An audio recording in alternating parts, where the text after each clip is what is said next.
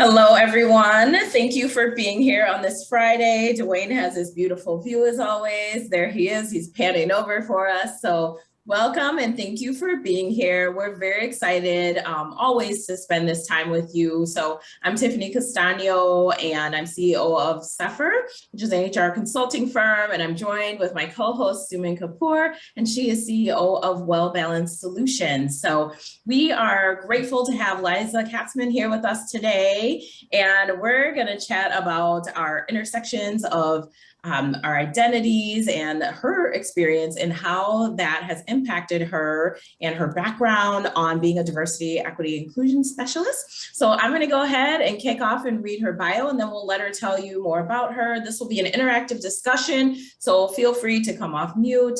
As always, this is an inclusive space. If you want your camera on or off, or you prefer to use the chat to communicate with us, all good, but it is a safe space. So I will go ahead and read Liza's bio. So Liza Katsman, she goes by pronouns of she, her, is a DE&I, diversity, equity, and inclusion consultant and facilitator focused on helping organizations and leaders foster environments of belonging for their employees. She received her MBA from UCLA Anderson and currently co-leads the Anderson Alumni for Equity Group and is on the board of the LGBTQ+ Alumni Association. She previously worked at Sony Pictures, where she helped develop equity-focused initiatives, including a short film showcase for underrepresented women filmmakers. Her BS is from UCLA, focused on neuroscience of memory and learning with a minor in education equity. Thank you, Liza, for being here. I'm excited to hear more about your background, what drove you to want to do this very important work, and to hear how your own experiences, lived experiences, and backgrounds have led into that. So with that, I'll hand you the floor. Yeah, thank you so much, Tiffany. Hello, everyone. It's really exciting to be here. Thank you so much for asking me to be a speaker. It's always really kind of, this is a little bit different than usually the talks I do around this work, because I'm usually focused on education, facilitating other people to have this conversation.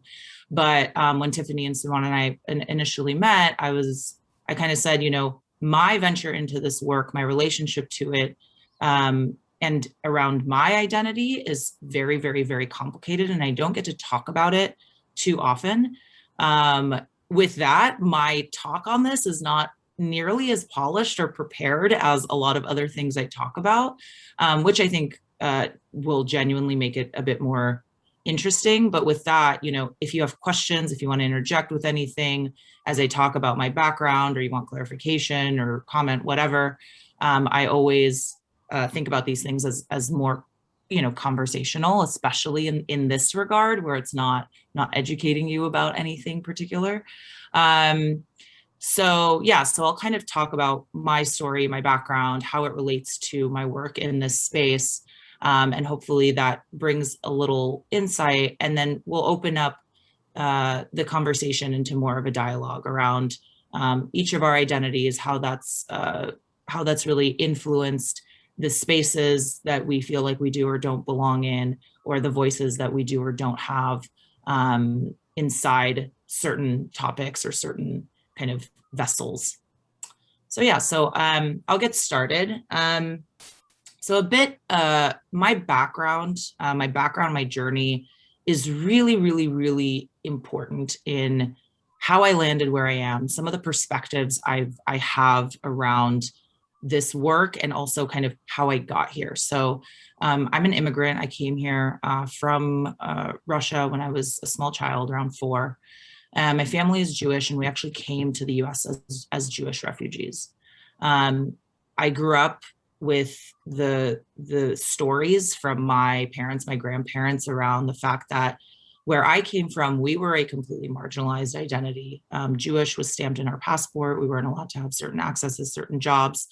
And that's why we were able to actually come here under refugee status, because of that.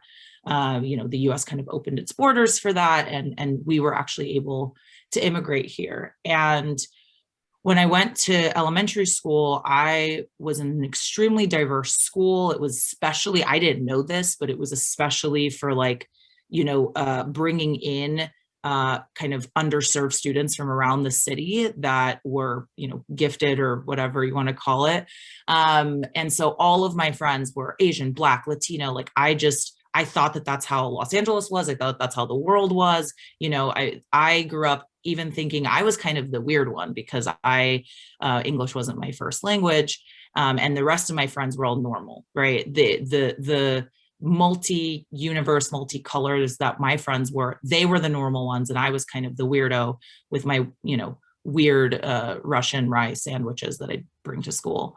And I kind of fast forward, that was my experience kind of throughout my education. But fast forward to, early in college, that was when I came out of the closet. And I became extremely active in the LGBTQ community. I mean, if anyone is from California or knows what was going on in California in the mid 2000s was like when the Prop 8 thing was happening. So 2007, 2008. I was on street corners with signs screaming, for marriage equality. In my eyes, everyone was equal except people that shared my identity, right? Because for me, it seemed like the only people that were unequal are the ones that literally had laws that prevented their equality. And I kind of didn't realize, I didn't understand much beyond that. And so I was just really active in the LGBTQ community and not really stepping much further into that. Around senior year of college, I took a course in education and equity. And that professor, that course, changed my life, like for pretty much forever. I learned for the first time about privilege, around marginalization, about hegemony. I even learned about my own lack of privilege and marginalization as a woman. I never thought about male privilege, women and our lack of privilege. I never thought about racial privilege. It wasn't even in my sphere because the only thing that I knew and saw was the very overt kind of inequality, literally not even inequity, inequality in the LGBTQ community. And so that other stuff all came just rushing in. And my entire course of life, I would say, was changed in that class. I was 21. And everything that I wanted to do before that completely changed. So I refocused what I did next. Actually, after I graduated college, I went to go teach high school at an underserved school. All of my students were, I would say, predominantly Black, and the rest were Latino. And that was really the first time I felt very white. Like I felt very, very, very, very white, and how that whiteness meant that the people I loved the most, who were my students, didn't trust me. They, and I understood the good reason of why they didn't trust me because, by the way, I taught on the East Coast. I had moved out to North Carolina, which is the South. So if you know anything about the South, the trust and distrust between those communities is even more extreme. And I mean, I built rapport. I love my kids, but I realized that teaching wasn't where I was serving myself or others best. So I left. I actually decided I wanted to dig a lot deeper in a scientific way into this concept. So I went back to school studying more psychology, social psychology, society, stigma, stereotype. I became so immersed in it. And then I did the crazy thing where I realized I ran out of money and needed a job. So I got a job in the corporate world. And while my main job, I was doing like stuff that had to do with research, but very little with diversity, I spent all of my free time still focused in DEI work. I was volunteering. I was, I was really involved in our diversity, equity, and inclusion office, all of our initiatives. I partnered with the other heads of the employee resource groups. And that was when I actually realized, or had the initial thought that, because I was like, this space, I love it. I want to do this work. But in the corporate world was the first time that I kind of realized that the space wasn't for me. So our chief diversity officer was a Black man. Everyone in his office was Black or Latino. I attended industry events. I was sometimes sent as a representative for our company. And every conference I went to, everyone was a person of color. I was usually one of like 2 or 3 white people in the rooms. And that really sent the messaging to me that my role, I needed to know my place. My place was as an ally. My place was as a supporter. It was not as someone that was focused on the work itself. I even tried, I interviewed for a DEI focused marketing position within our company. And after the last year, I got really, really far. I was pretty much, it was me against someone else. And the position was offered to an applicant that was Latina. And after I didn't get it, I wasn't like, oh, she only got it because she was Latina. I like went the other way. I was like, why did I even apply? Why would I think that I deserve this role or this position if you know, of course a person of color should have that role. Like, why? I'm white. Why would I take this role? What do I know about it? And I just really started to tell myself, like, I was like, this is, know your place. That was the messaging that I gave myself. And when I started my MBA, I started to think, you know, I still cared about it. Like I said, all of my free time, everything I did outside of my job was in this. And so when I started school, I started thinking, I focused on every single topic and class and course that I could take that would allow me to be a better ally and a better supporter. So I took, you know, I focused on like impact, entrepreneurship, and social justice and business, and you know, behavior and organizational management. And I thought, I can focus on diversity, equity, and inclusion by path of being a support. I will take a role that I don't even really want. That was if I was to be honest with myself, in order to make sure that I'm just supporting the bigger cause, the bigger initiative. And towards the end of my MBA, I was very, very good, close friends. She was my mentor, was our associate dean of diversity, equity, and inclusion at Anderson. And she reached out to me and she was like, hey, I'm going to teach. They offered me to teach the very first course in DEI. She's like, no one's ever taken the course, because the first time I need to help, I need to develop it. I need a TA. Will you do it? She's like, I can't imagine anybody else that would do it. And I was like, what do you mean? You know, I was like, but Anderson had like 3 Black people. So, you know, it kind of, I was like, oh, that must be why. We just don't have enough people of color to like help her out. And it was not until, now note that this is 10 years of my life where I am doing the work and telling myself that I'm not allowed to, or doing the work on the side and telling myself that I am just a support. I am a supporting role. I'm a supporting character. And then finally, one day, an opportunity through her fell in my lap to actually do diversity, equity, and inclusion work. And I took it on a whim because I was like, oh, it'll be part-time. It'll be something small. And it was with a company that is predominantly white. It's in the engineering field. And,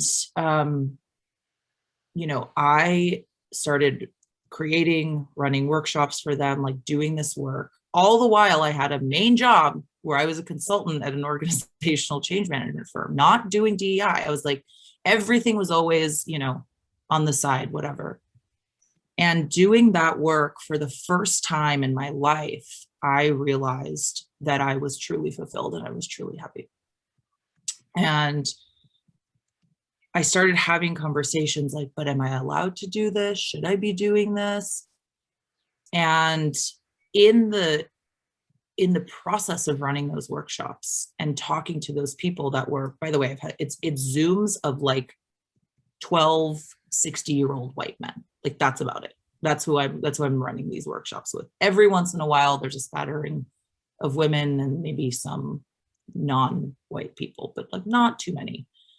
And I realized that actually in those rooms, my identity as a white person meant that I would be heard and potentially taken more seriously than if a person of color came into the rooms and kind of relating in a very different way to those people. And I started having conversations. I met other people that worked in DEI that were also white. And it's been this like about a year-long journey where I've kind of understood that my role as a non-person of color doing work that is predominantly people of color, I have to approach the work and the space and this topic in a very, very different perspective and from a very different place of humility and allyship than perhaps someone that looks like they belong doing this work. And the other thing that I realized was, you know, when we talk about ticking the boxes of marginalization, I realized in looking back, you know, our chief diversity officer at Sony Pictures, I mean, brilliant man, but he was a Black man that actually came from a fairly high socioeconomic background. And outside of me being white and him being Black, I ticked all the other marginalization boxes that he did not. And I didn't even think about that because I didn't even think about that on the outside. You know, he was a man, straight, you know, from the US, came from a high socioeconomic background, all of which were not box tickers for me. And, you know, I started to think a little bit more deeply and consciously about that and what it means for me to be a support and an ally and walk into rooms and speak in spaces that it means that the message will get across louder. It means it'll be taken more seriously. And, you know, that's when Suman and Tiffany and I spoke. Originally my talk wasn't going to be about this, but when I told them, I was like, yeah, it's really weird being a white DEI professional. They were like, can you talk about that? I was like, oh, is that interesting? Is that weird? Okay, yeah, sure, I'll talk about that. And when I started doing my own analysis, when I started planning for this talk, was what some of the first times I had even realized when I got the messages around, you're not allowed to do this, it's not right, you're not, you know, you don't belong in this space. And so, you know, with that, the conversation that I kind of want to bring and ask and elicit in this space are there times, have there been times when you felt like your, you know, maybe certain privileged identities have made you feel like you're actually pushed to the sidelines, or it's made you feel marginalized, or like you can't speak to a certain topic because, you know, this topic is for people who have suffered. This topic is for people who have felt disparity. Because, you know, that's been the trajectory of my entire life and career. And I think it's a really interesting thing to kind of dive deeper and explore and think about what that means and how do we approach it when that comes up. So yeah, I guess I'll open up the floor and see if there's any responses, see if there's any questions to my story or just anything that folks might want to add.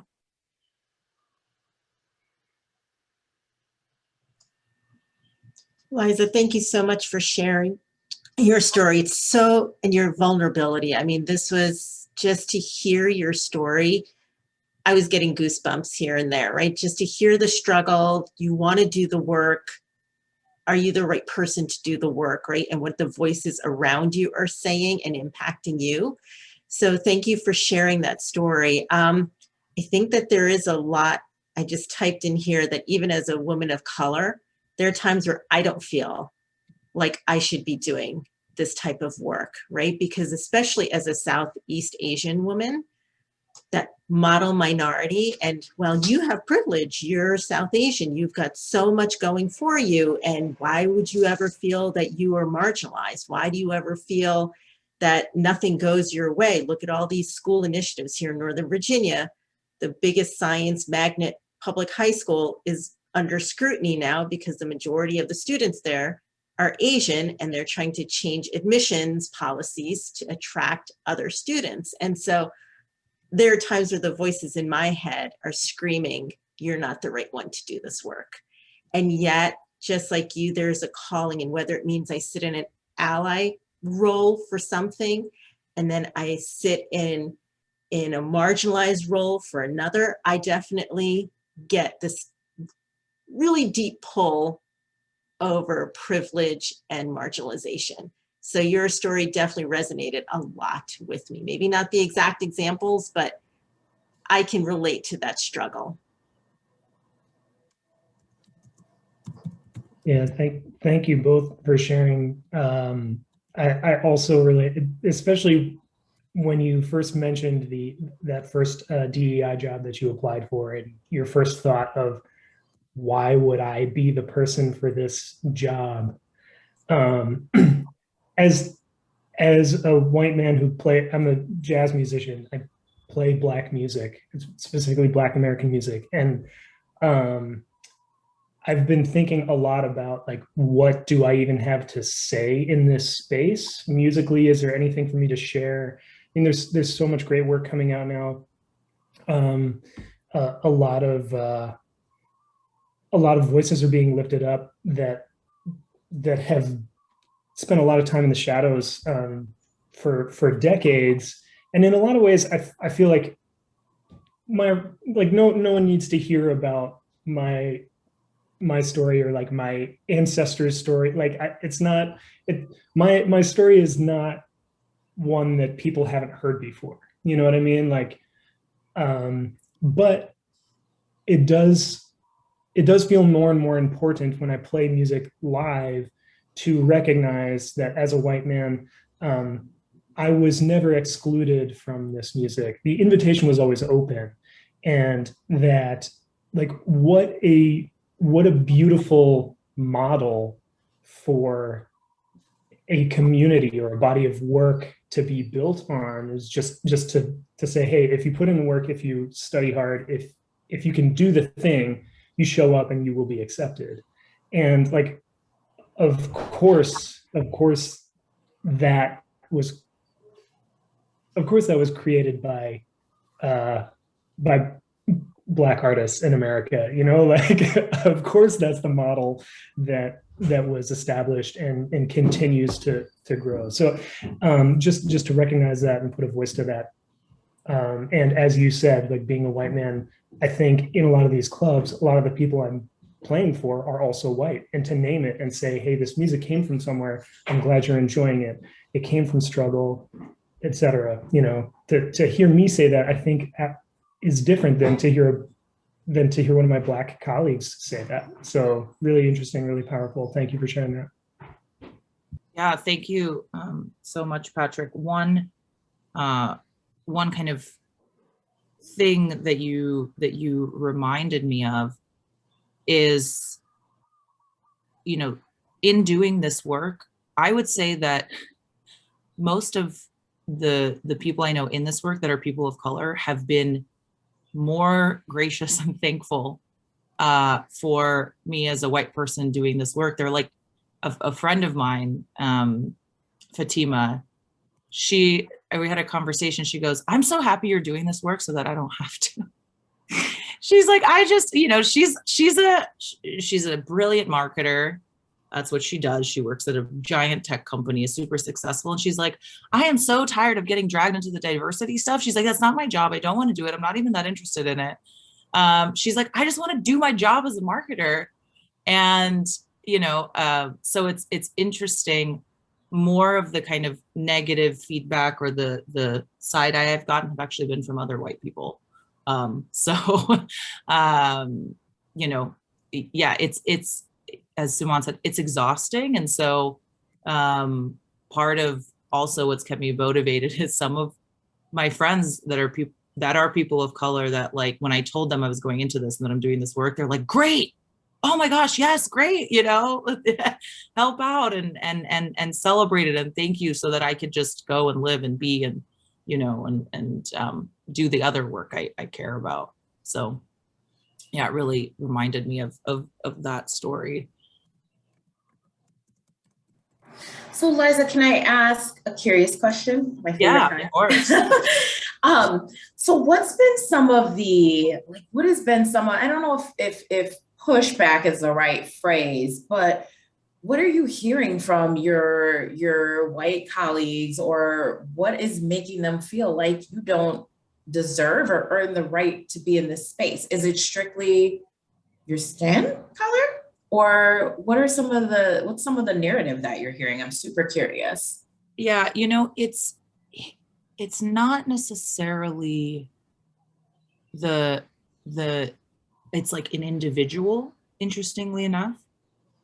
It's usually, you know, like companies, for example, that are predominantly white, and then when they're looking for a person, they're looking for a consultant, for example, that's a DEI consultant. Well, you know, they're very specifically looking for a person of color. And I'm like, oh, that's because you have a diversity problem, and you know for a fact that you can fill in a role like that's the one role that you for sure can check off the box and hire a person of color. And so that's what I mean when I say that it has been more so from white people that kind of don't know what they're doing, because they're like, oh yeah, well, obviously, you know, like, this is where we find our people of color to, like, fill this role, to fill this spot. And even for, like, RFPs, like requests for proposal for doing, I know for a fact there have been predominantly white companies that have not taken me or my work, even though, like, the alignment was, like, perfect in what I do, because I was not a consultant that's a person of color. But once again, very predominantly white organizations. And so now the narrative I build in my head around that is, you know, is my own. It's also the narrative I've built based on who I've seen. But my colleagues that are DEI consultants of color are like, yes, great, you know, and even other white DEI consultants who've shared the similar struggle as me, we kind of come together and are like, we talk about this stuff and we recognize it and we have that similar experience. But yeah, it hasn't necessarily been from the people within my space, because we all know this is a tough job and somebody's got to do it, and we don't care who's linking arms for it. That's something I realized later once I actually dove into the work.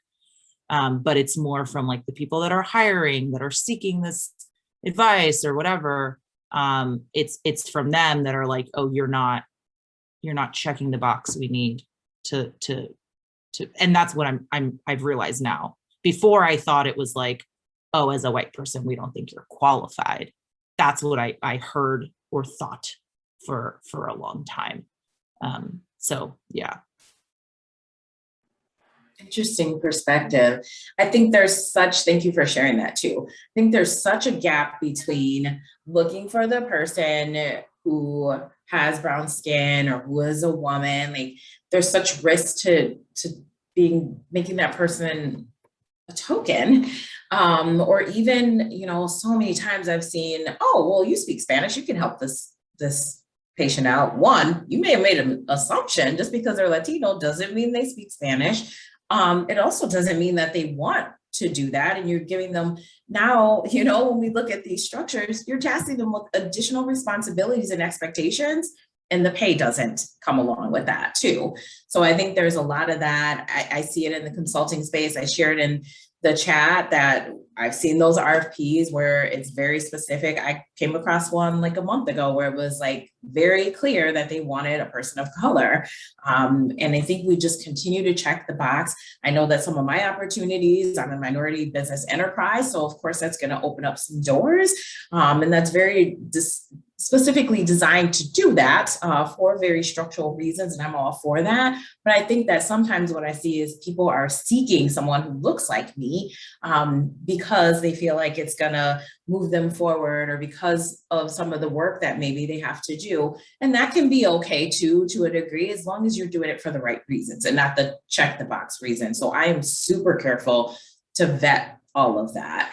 And I think it's something, it's a good point you raised, because we have to be mindful of that. Even as an HR person in my network, people will say, can you help me find a person of color for this role? I really want to fill this with a person of color or someone from the LGBTQ community. Again, the spirit of intent is there, but what is the actual impact? And does that mean that you get this person in that role? Are they the best person still? Or are you simply trying to make a statement on appearances only? And it's so important to consider these perspectives, because I see it a lot. It happens a lot with good intent, but it happens a lot. You know, and actually really to build on that, that goes, because I know a lot of people here are not DEI professionals, but that happens outside of the DEI world. There's, you know, people are like, oh, we need to like hire a Black person now. And so they tokenize someone, and you're like, you're our department's person of color now. Like, you know, and so all the things, you're now the person that is going to be in the diversity pamphlet or whatever, you know, that happens all the time. And, you know, and there's no, and studies have actually shown, if a marginalized identity person knows that they were hired for a role due to their identity and not due to their skill, they are actually more likely to underperform.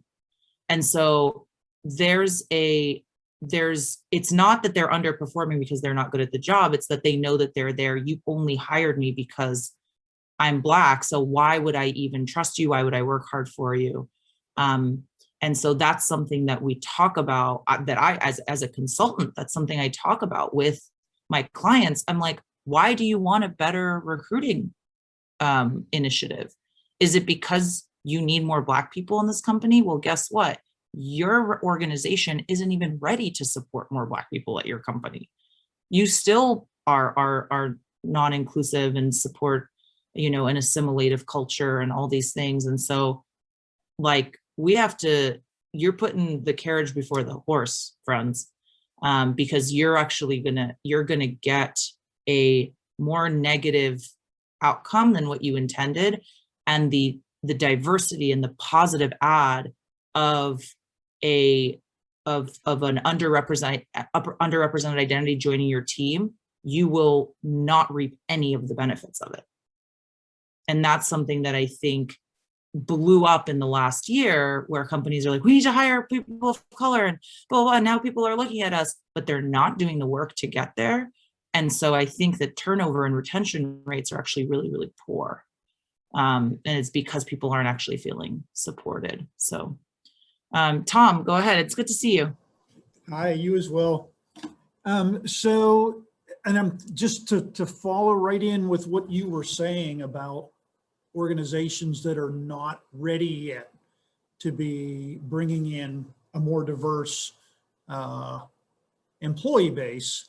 I think those are the types of companies that are better served by a qualified non-person of color coming in and doing that training.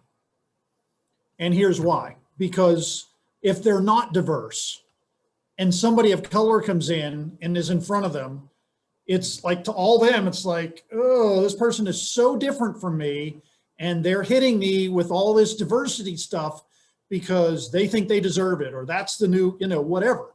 But if they're seeing somebody that looks exactly like them, saying, well, no, this is wrong and this is this, and these are what should be expected in terms of behaviors and all that, then the mindset is a little more, oh, well, gosh, if they think that way, and they're obviously not a person of color, it could be okay for me to think that way also.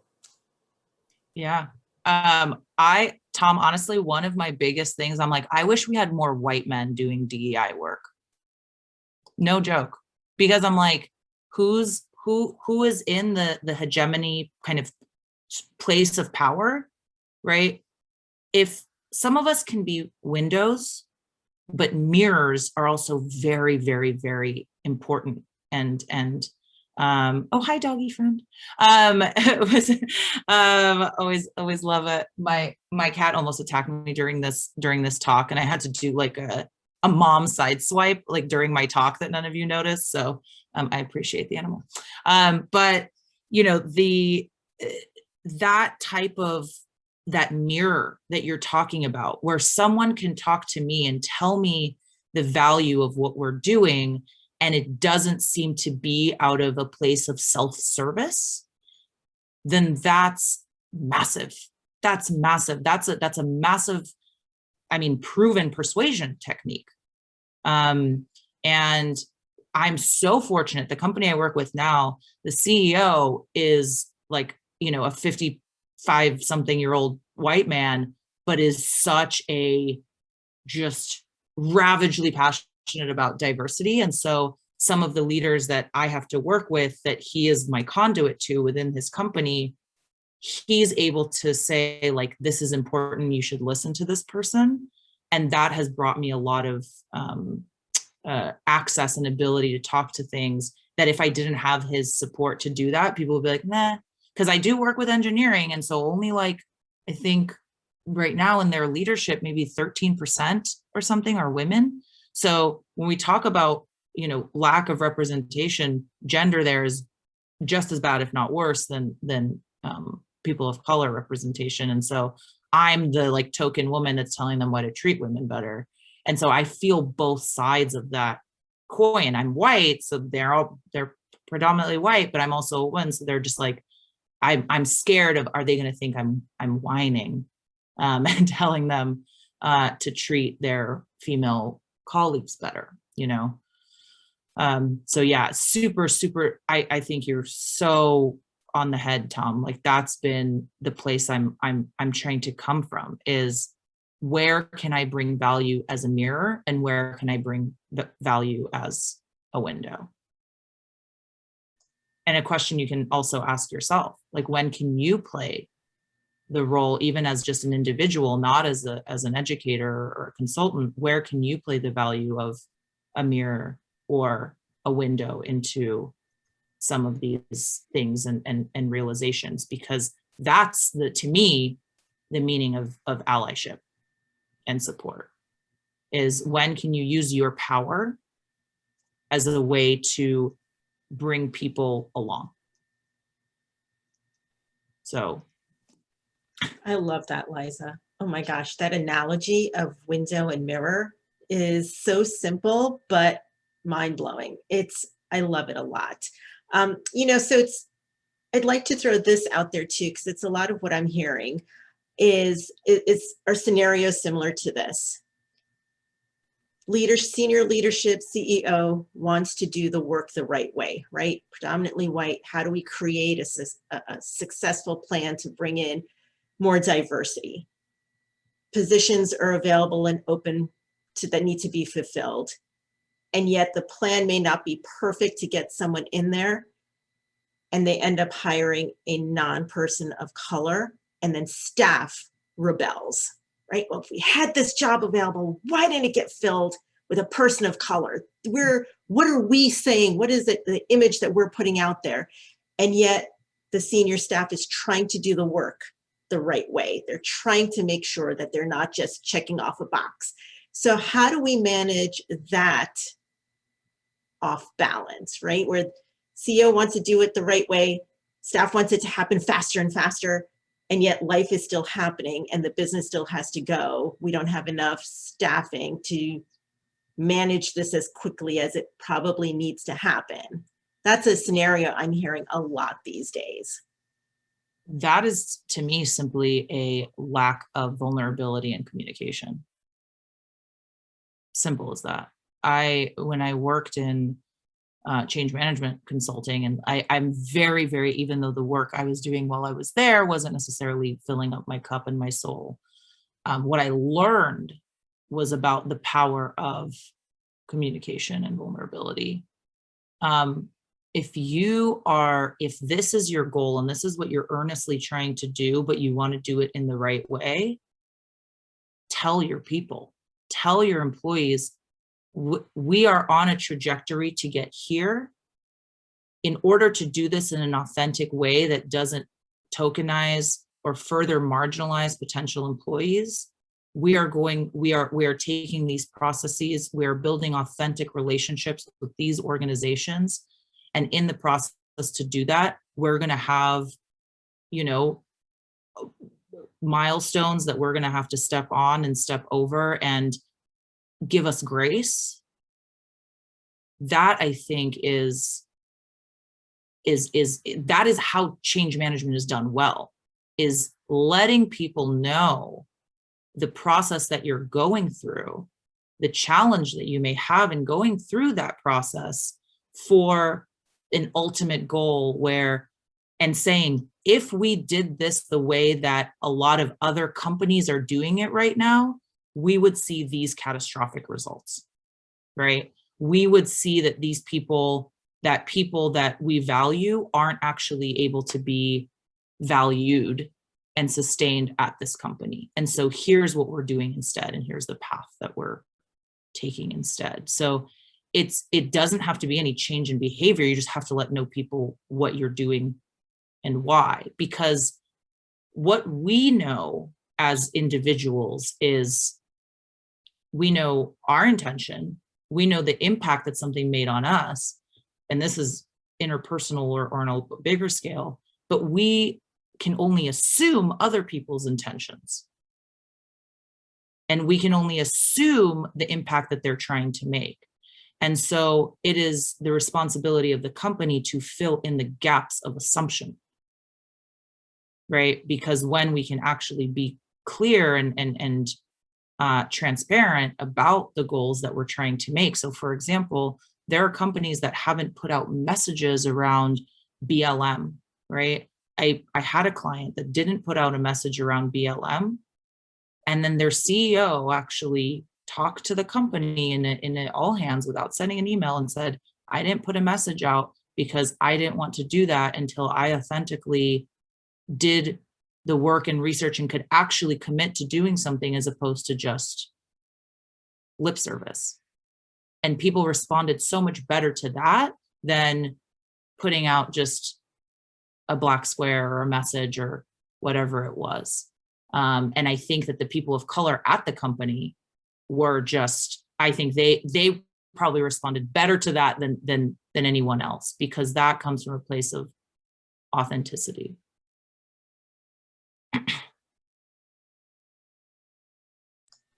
Yeah, thank you for sharing that, Liza. That's sort of a similar trajectory in the conversations that I've been having and hearing these scenarios. And yet I understand the struggle, right? It's there. Even for those who have shared, here's our plan, here's what's happening. I think people are just ready for these changes to happen overnight. And the reality is, if you're going to do it correctly, you can't do it overnight, because that's when it starts to feel like that checkbox and tokenism. Right. Right. Yeah. I mean, it's such a tough balance. It's difficult. Like, no matter which way you spin it, it's difficult. It's something, we've built up hundreds of years of systemic inequality, and now we're trying to retip the scales in a year, a few months. It's just, right? Unless we're going to have like a Bacon's Rebellion where everyone's like, no, just take them all over. You know what I mean? Like that, if that's not what's going to happen, right? If we're going by the path of, we do believe that we can do better and we can be on this path, then, but that, I mean, all of that really relates to like the expectations that we have each other, kind of big gestures, big screw ups, you know, on either side. And the little things are the ones that don't matter. It's like in a relationship, right? It's like the big gesture, the big proposal, the big trip to Paris or whatever is like celebrated. The cheating situation, or you lied, you like, you know, I don't know, you called my mother fat, whatever like the big thing was that, you know, we pay attention to, but it's the little things every single day that we kind of take for granted and don't celebrate. But you know, people that have been married for 60 years, when they're asked most of the time, what's the key to success? It's celebrating the little things. And it's the same exact thing, right? And that it's like the gestures every day. It's the kindness. It's the how you respond to making a mistake or whatever it may be. And we just need to really elevate that to a macro level, and we can't. Social media has really impaired that, you know, when somebody trips up and messes up, and that's it. They have no room to improve. If that was my case, right, I kind of said, I had my revelation, I was 21, 22. If someone looked into the things I was saying before that, I would have been canceled.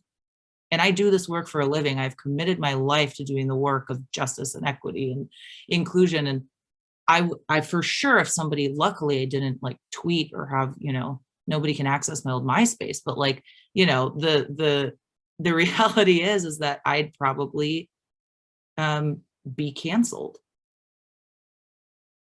And that is, I know I miss MySpace too. Gosh, a good glittery background, what I wouldn't give for that. But you know, I think, yeah, that's the complexity is how do we educate and keep people accountable without destroying them, without destroying the capability to learn and grow and develop. And a lot of people haven't figured that out. I will say, one of the hardest things about doing this work, about trying to make progress in the DEI space is avoiding the trap of vilifying or canceling people. And as an ally overall, if you're not doing this work, the most impactful thing you can probably do is like actually stay in the conversation with your racist uncle or whatever it may be, right? Stay in the conversation with the white person that refuses, and educate yourself how to do that in a way that's actually effective. Don't stay in the conversation if it's a Facebook argument and it's you're an idiot, no, you're an idiot. That's not going to do anything. The most impactful thing that you can do as an ally is educate yourself on how to have difficult conversations and stay in them and maintain your own emotional integrity while doing that, because that's where change comes from, right? The professor I had that changed my life, yes, he was Black, but he knew how to talk to white students in a way that was so patient and so persuasive and so understanding and leave so much space. Like that's who really influences the work I do now and how I do it. So, you know, if sometimes you wonder, like, what can I do? Learn how to talk to people and learn how to talk to people about this in a way that isn't to vilify them, but to actually, right, call in instead of call out. I know we kind of talked about that here. Actually allow them to express themselves, express their views, express their opinions, listen, acknowledge what they're saying, understand where they're coming from, and then ask for, you know, a differing perspective. Dwayne, I see your hand up. So just last night in my therapy group, we had this conversation of how do you help other people change their perspectives when it's probably so opposed to where you're coming from. And it also happens to be why in my line of work as a domestic violence therapist, we need a long time to do it. It seems the harder you push against their beliefs, the harder they'll dig their heels in. So first you have to come at it from that point of understanding. Where are you coming from? Explain it to me so that way I understand you first. And then it's about that gently trying to offer different perspectives, come at it from side angles, using analogies, using illustrations, etc. So that way eventually they start to buy in. You're not going to take care of it in one training. You're going to need a series of trainings, and you're going to have to introduce it small bit by small bit. That's my thoughts. Yeah, I couldn't agree with you more. I mean, isn't that how all of us kind of changed? Sometimes, yes, there's like some big gesture, some big conversation every once in a while, sure. Like, Dwayne, I'm sure you've had a similar experience where like sometimes you see somebody have that like light bulb moment and their eyes kind of light up, but that is so rare. It is so rare.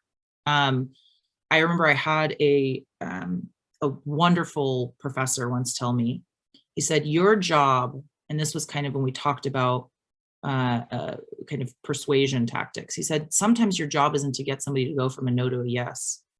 It's to get somebody to go from a no to a, no, I don't think so, to a, well, no, but maybe I can see your point, to a, well, maybe now I could, right? And like, that's our job, is to get somebody to make incremental, where it goes from a absolutely that not, the doors are locked, to, you know, well, maybe, and, you know, because that's the process that we go through with ourselves every single day. We are so binary in our thought. We are so, I am good or I am bad. I am right or I am wrong. And that means I am racist or I am not. I am sexist or I'm not. And when we can open the door to people to realize that there's a space in the middle that is acceptable to exist in, then that's, I think, where change happens. Because if we have conversations, or we say something to someone, we address someone, and they hear you're a bad person, and they think that they're a good person, they will fight tooth and nail to make sure that they stay in the conversation of, I'm a good person, and so I just can't accept anything that you're telling me that might, you know, like, whereas when we have a conversation where it's like, oh, I see your perspective.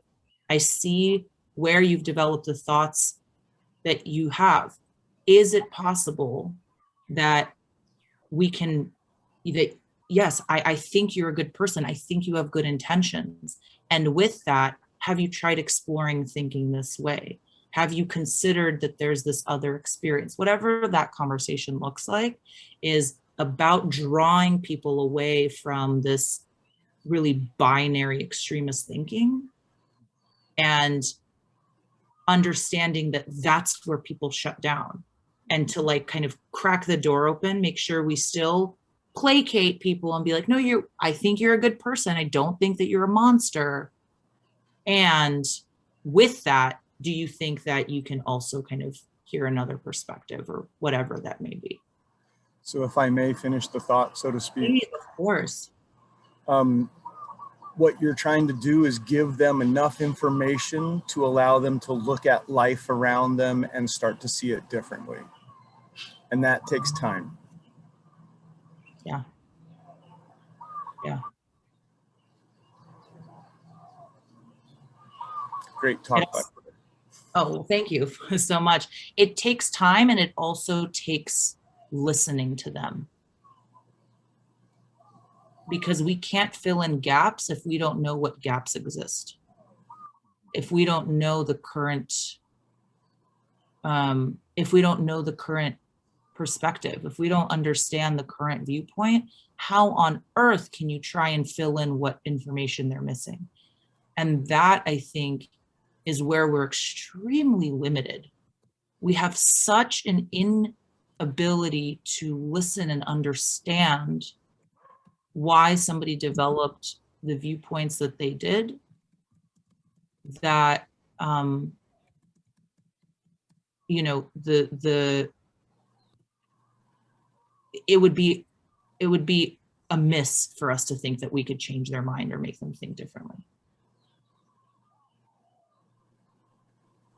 Thank you for sharing that additional perspective, Liza. I think that is a lot of the work that needs to get done when we try to check the box or we look for the person of color, the one-off training that Dwayne described. We miss all that great opportunity in the middle to assess where we are, who are we as a culture, because there's a whole organizational readiness piece. And if you're not ready, you got to get ready. And there's a lot that goes into that before you can just jump to the end result. And so these are just great things, great conversations. Thank you all for sharing. Last nuggets, Liza, that I can't believe this hour just flew. Such a great conversation. What I want to say, Patrick, Patrick asked a really important question, is like, what do you do when you can't talk to that person that often?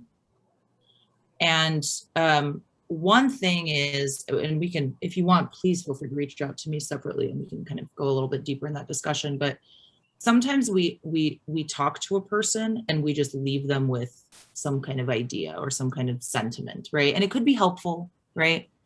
But sometimes a really, really, really powerful thing to leave somebody with is a question, is a reflection. Like, hey, do you think you can spend the next few weeks, like, as you go through, I know I'm not going to see you, but like, do you think you can think about this or see another furry friend? This is, what a session. So, you know, and ask a question, ask them to reflect or be meaningful about reflecting on something, and say, you know, I know I'm not going to see you. I think this is a really important thing. I really hear you.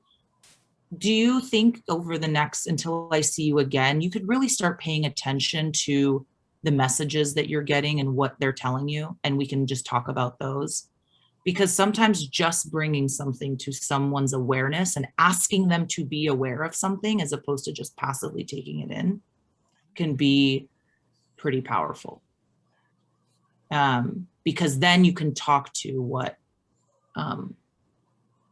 they noticed. Hey, what did you notice? Anything? Did you notice about what you're taking in or the conversations you're having or who's around you? Do you want to talk about that? Like, did you, whatever it may be, because then it can be an actual continuation of the conversation as opposed to, and I've had this happen too, where you're just like starting from, you know, the first step every single time. And that's something I've learned in the actual practice, is like, I'll leave leaders with a question, and then 6 weeks later I'll follow up with them and be like, you know, what you think about this? So.